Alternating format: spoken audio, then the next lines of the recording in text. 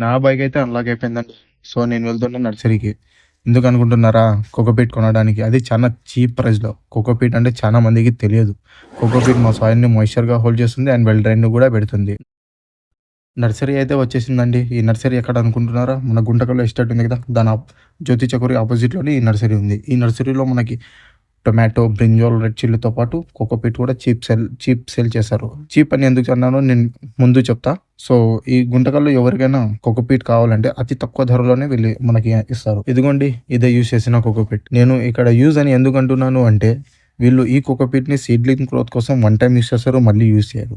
Use చేసిన తర్వాత వీళ్ళు ఈ కోకోపీట్‌ని చీప్ ప్రైస్‌కి అయితే సేల్ చేశారు. నాకైతే 50 కేజీస్ బ్యాగ్ నాకు ₹100 అయితే పడింది. అంటే పర్ కిలో ₹2 మాత్రమే.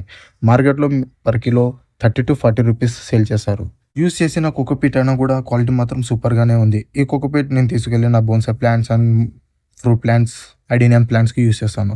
బోన్సాయ్ లవర్స్ ఎవరైనా ఉంటే వాళ్ళకి ఇలాంటి యూస్‌ఫుల్ వీడియోస్ కోసం నా ఛానల్‌ని సబ్స్క్రైబ్ చేసుకోండి, లైక్ చేసుకోండి. నెక్స్ట్ వీడియోలో కోకోపీట్ బోన్సాయ్ ప్లాంట్స్‌లో ఎలా యూజ్ చేస్తారో చూపిస్తాను. Thanks for watching.